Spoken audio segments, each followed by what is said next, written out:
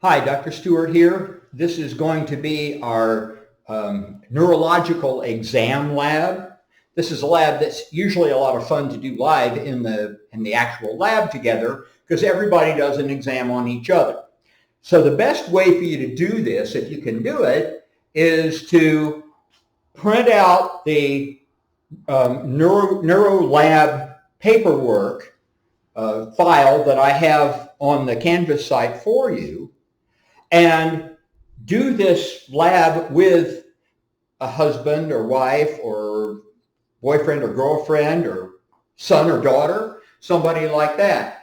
The second best is to go ahead and print it out ahead of time and then fill it out as I go through this process with somebody I have here that's going to help me do it.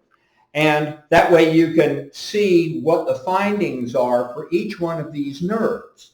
We're going to test all of the somatic nerves. We're going to test the cranial nerves. We can't really test all of the autonomic nerves because you'd have to do something with your heart rate and your blood pressure, and that isn't what we're looking for here. But this is the kind of test you can do that can evaluate the ability of your basic, most important nerves to do their job. And you can see if there's any imbalance from one side to the other. What you always want to do is do both sides. You try one, you try the other. And if one is way stronger than the other, maybe that person just lifts weights with that arm, or maybe they actually have a little bit of a nerve problem on that other side. So you're comparing one side to the other. If somebody's had recent surgery or a recent injury, you can compare that side to the good side to see if it's about where it should be or if it's better than it was last week. So here we're going to start out. We're going to go through the set of somatic nerves here, and I'll show you how we do this. Okay, would you come over here? All right, we're going to start out at the top. We're going to start out at the top with the cervical plexus. The cervical plexus, as you remember, is largely some shoulder shrug. It is the phrenic nerve, which is your ability to operate the diaphragm, and it's sensory information around the neck, the lower part of the face.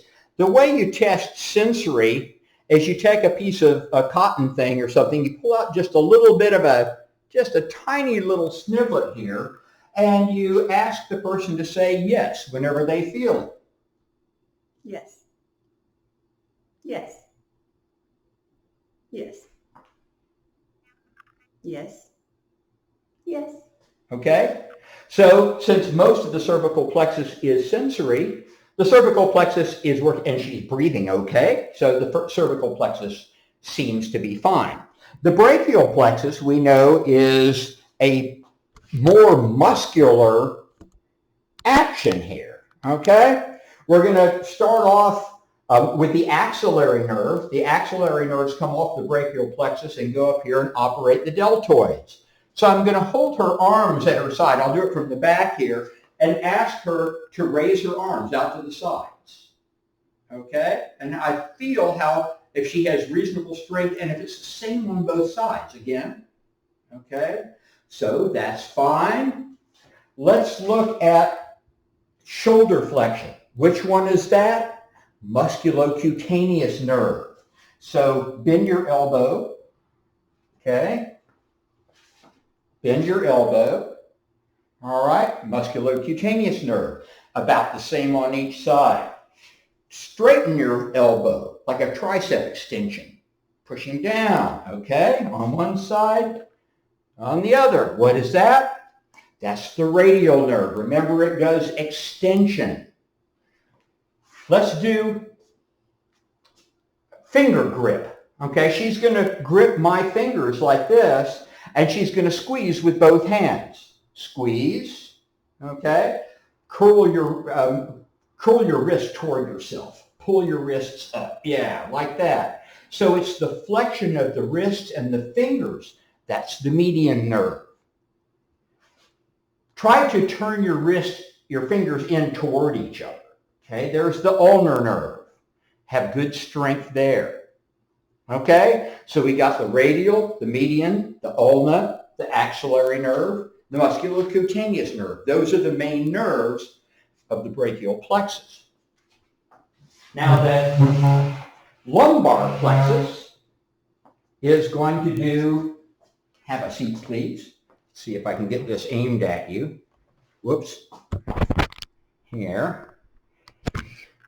Okay, so we're going to be looking at the front of the leg here. We're going to be looking at dorsiflexion. We're going to be looking at straightening out the knees. We're going to be looking at the glutes. Okay, the femoral nerve, it goes around and provides some of the gluteal. It also is primarily the femoral nerve, mostly on the front of the leg. So straighten your leg out. Okay, straighten your leg out. Great. Good strength in both legs. Okay, curl your knee. Pull your knee toward you. Yeah, your heel toward you, I mean. Heel toward you. Okay. Point your toes up toward me. Pull your toes up and push your feet down. Okay, so we're getting the fibular nerves. We're getting the tibial nerve, which does plantar flexion along the calf muscles, the gastrocnemius and soleus. We've got the sciatic nerve, which does the hamstrings. Stand up, please. And here's one more test you can do. Let's stand to the side a little bit here. I'm going to keep her from falling over, pick one foot up slightly, and then just do a little bit of a half knee bend and back up again. Other foot, half knee bend and back up again. Now that actually uses quads, it uses hamstrings, and it uses glutes. So it's getting femoral nerve, it's getting sciatic nerve, and it's getting the gluteal nerves to show that all of those are working. And especially if it's the same on both sides, then we're okay with that. Now, how would we do sensory for these same nerves? Well, what if you wanted to determine whether the musculocutaneous nerve sensory fibers were working? What is the muscle? It's the biceps. So you feel the sensory here. What if you are trying to do the median nerve? What does it do? It flexes. Curl your wrist and curl your fingers. So it's all of these guys. So if you have good sensation here, that means that those nerves, the sensory part is working. Femoral nerve, the front of the leg. Just like the front of the leg muscles were straightening the knee, the front of the leg having sensation will indicate that the sensory part of the femoral nerve is working too. So if you want to be as thorough as you can, test each muscle and then test whether you're getting good sensation in that area or not. Now here's another sensory test that is quite interesting to do. This is called two-point discrimination. Now here we have a little two-pointer thing that actually a student made this for me. And depending on where you are on your body, if you touch yourself with 2 points that far apart, you can just sort of tell that you're actually hitting with 2 points. Try this on yourself. Get a bobby pin or something like that, and fairly far apart, I can tell that there's 2. I get a little bit closer together though, and it feels like 1 point. On the palm of the hand, I can just tell that's 2. Now it feels like 1. On the fingertip, most sensitive, I can certainly tell that's 2. I can still tell it's 2, even though it's that close together. Now it feels like 1. What you have the person do is close their eyes, and you touch it, and they say 2. You touch it, a little closer, 1. And you can look on my list here. It says that about 2 to 4 millimeters on the lips and the fingertips, finger pads, you can tell that it's 2 points. On other areas, though, like on the palms of your hand, on your shins, on your back, you can hardly tell that there's two unless it's almost an inch apart. It can be, 30 to 40 millimeters on the shins or the back.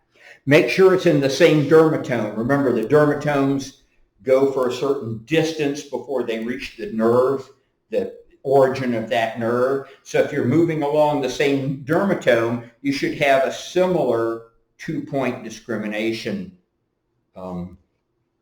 result. Okay, sit back down over here, please, because I forgot to do this. While we have the chair, we'll do this proprioception thing. And this is the typical patellar tendon reflex. Now remember what this is designed to do.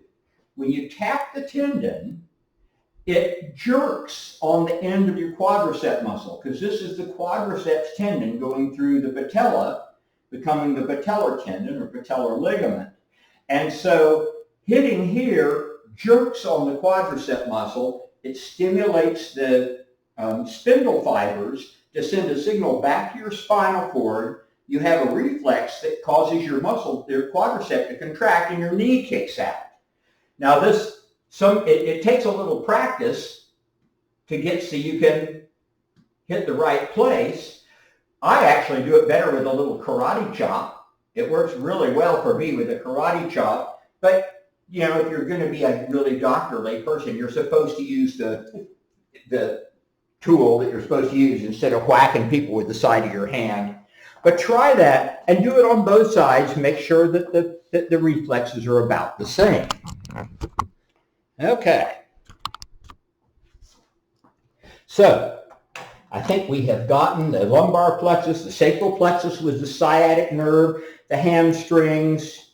Remember, the sciatic nerve becomes the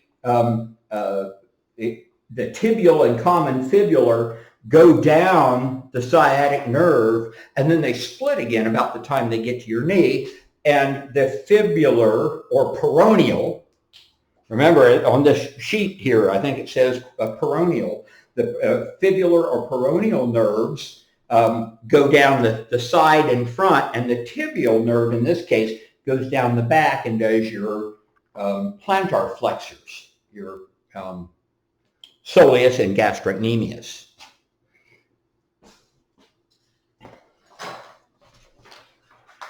So that being done, let's test the cranial nerves.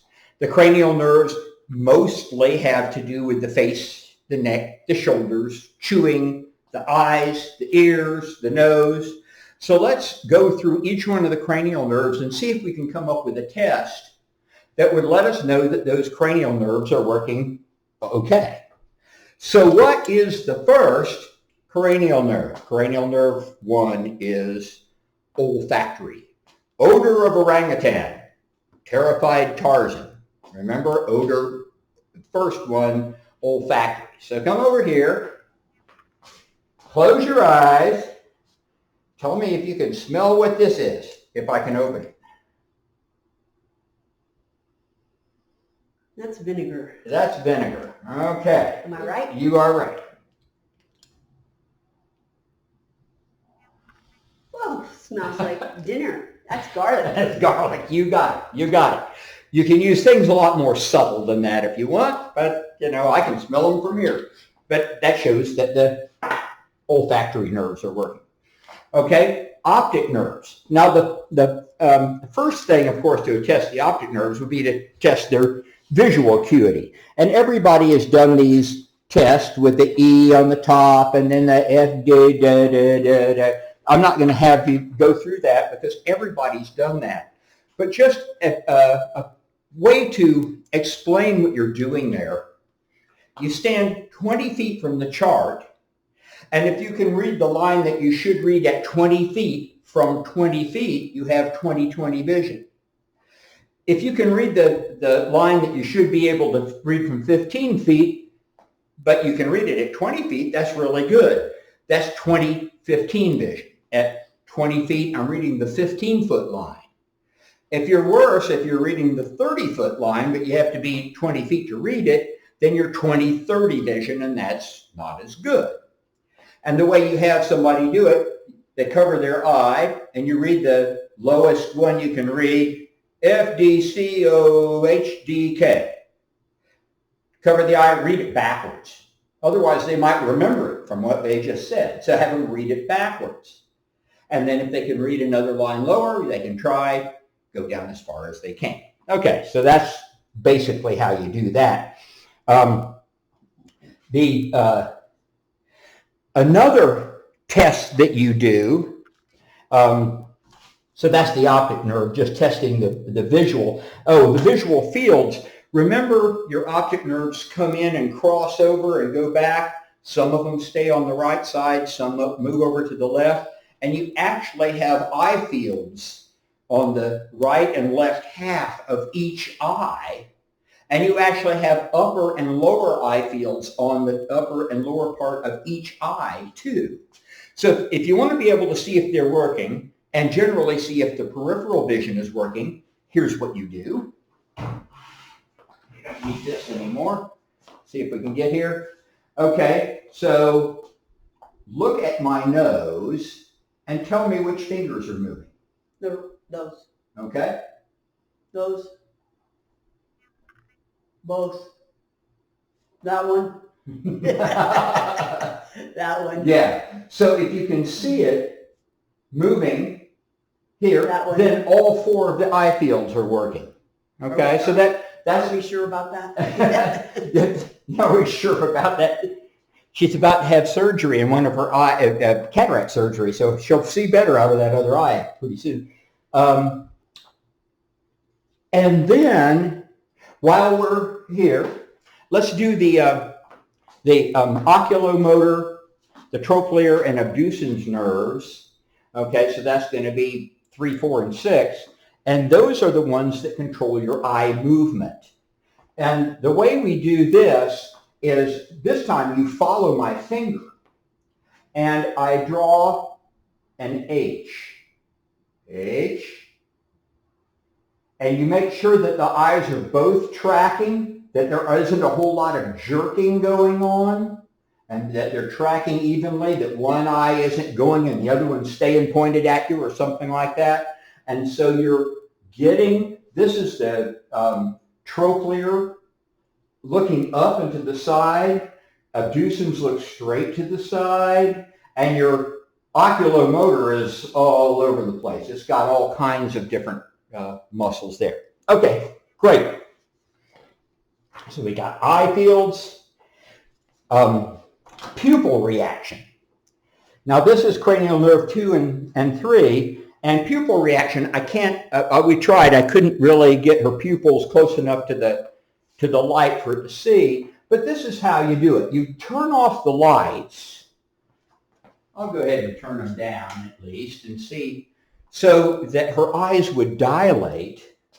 And then, while watching her pupil, I just bring the light into the eye and I watch it constrict. It looks like the eye on the Tyrannosaurus Rex in Jurassic Park. They did that when the kid shined the flashlight in his eye. Look and see if the pupil constricts the same amount on each side, if they're about as similarly dilated to start with, and if they constrict about the same amount on each side, then you've tested their pupils. Okay, so eye movement, pupil reaction, optic nerve by testing visual acuity and by testing the visual fields. Okay, next, trigeminal nerve, because we've done olfactory, optic, oculomotor, trochlear, abducens. So we've done all of the eye stuff, all of that special stensis stuff from the front of the brain. Now we've skipped over 5, but we're going to go back to number 5, trigeminal nerve. The trigeminal nerve comes out right above the ear, and it spreads out in multiple places around the upper part of the face, and it controls, what's main claim to fame is it controls your chewing. activities. Okay, so if she comes over here, if I feel right on top of the masseter muscles and have her clench her jaw, you can feel very easily those muscles contract. The other muscle that aids in chewing, temporalis, clench your jaw, and I can feel that tense as well. So that part of the trigeminal nerve, at least, one of the parts that's the most important, is functioning equally on both sides. It also has some sensory effects around there. So you can use your cotton thing if you want to all around the face and make sure that the area over the muscle that is being affected by that nerve is also showing good sensory stuff. Cranial nerve 7 is the facial nerve. Now, facial nerve comes out just below the ear. And remember that for the lab test. Trigeminal comes out just above the ear canal, the acoustic meatus. The facial nerve comes out just below it and spreads out over the lower part of the face. Some of it goes up some. You know, you can have some crossover into these upper regions of the eyelids and lower regions of the eyelids.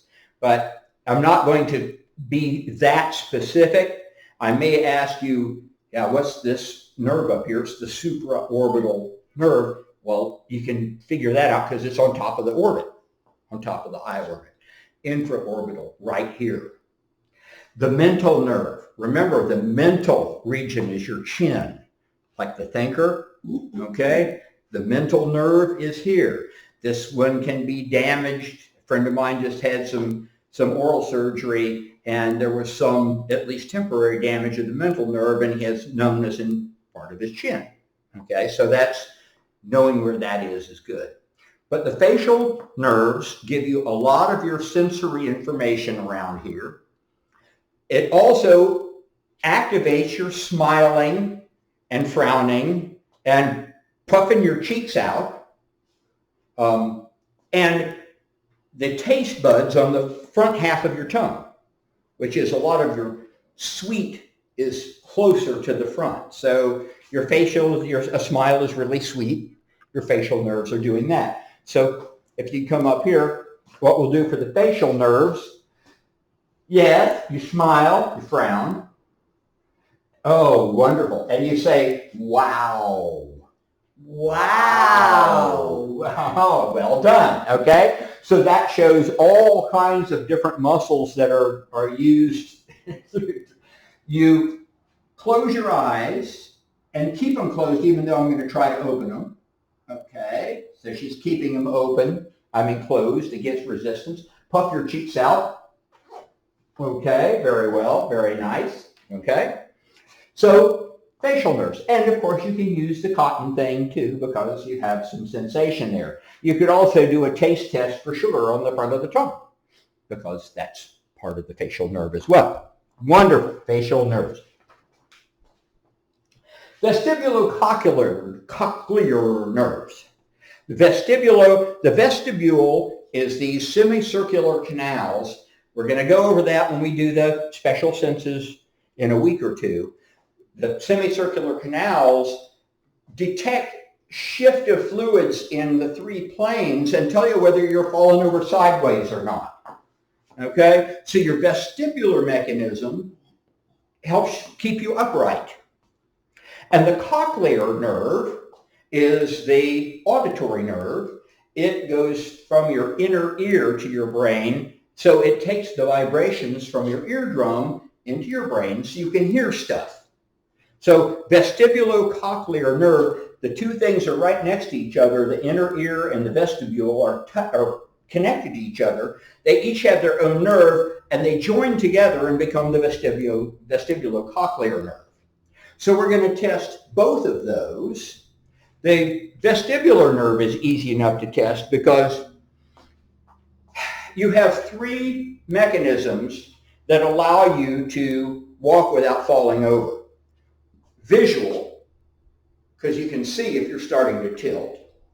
Proprioception, you can feel in your joints and muscles when the weight is shifting, and the vestibular mechanism, which tells you, if you're tilting. You can walk with 2 of those 3, but you can't walk with only 1 of them. So if I close my eyes and try to walk, the other 2 has to be working or I'll fall over. So if you were to go to the far wall here,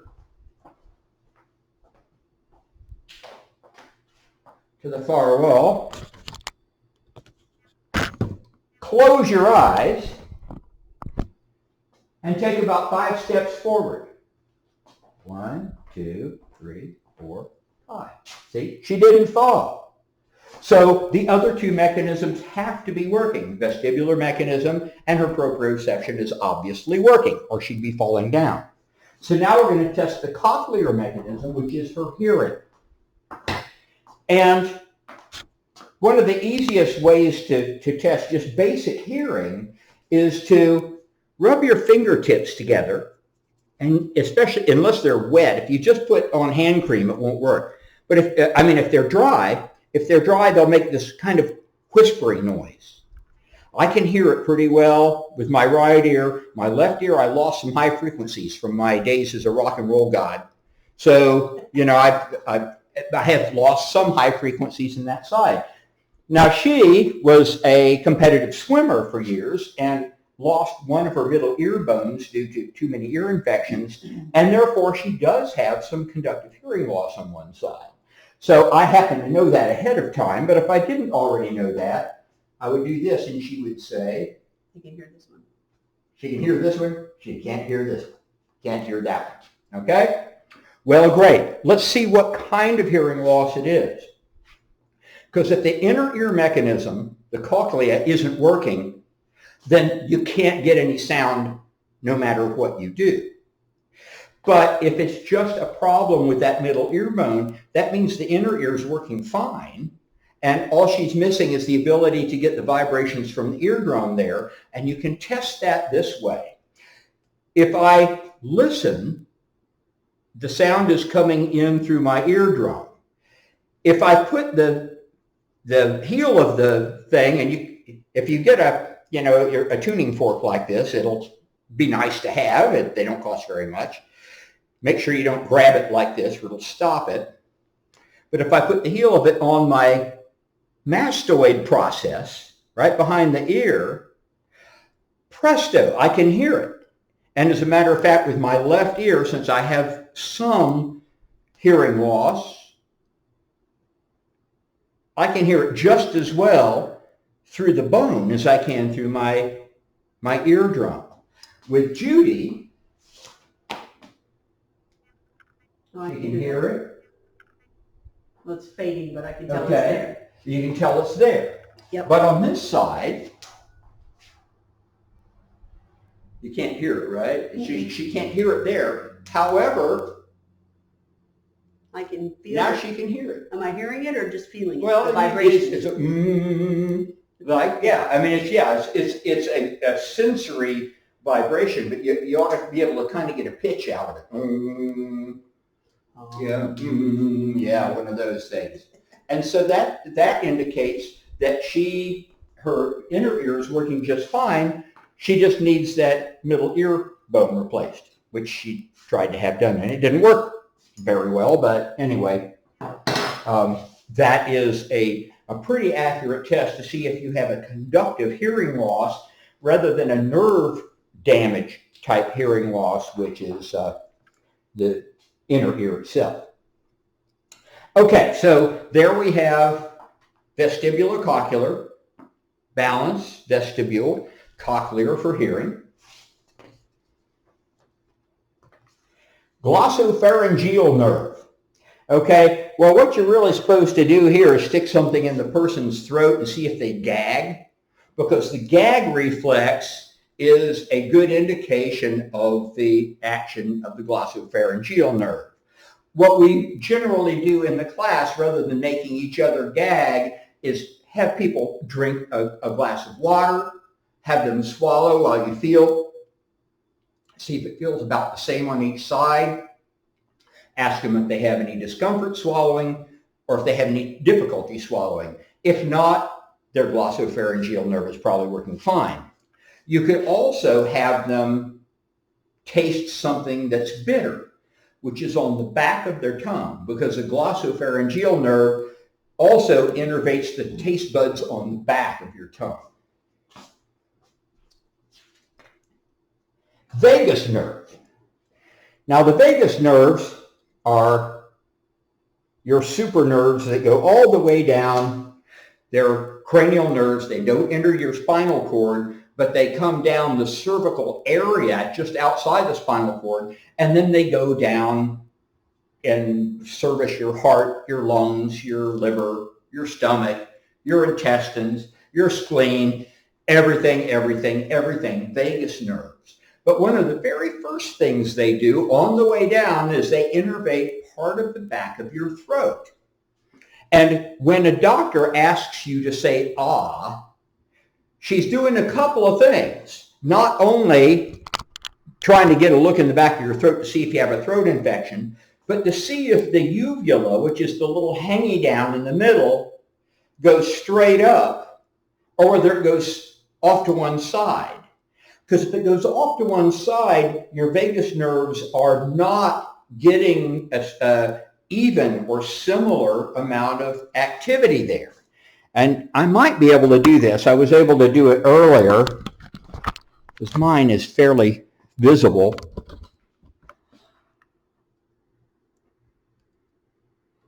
Ah, ah, ah, ah. Pretty much going straight up. So at least that part of me is working. Not very many parts. Okay, vagus nerve. Okay, stop laughing. It's not funny. Okay, spinal accessory nerve or accessory nerve.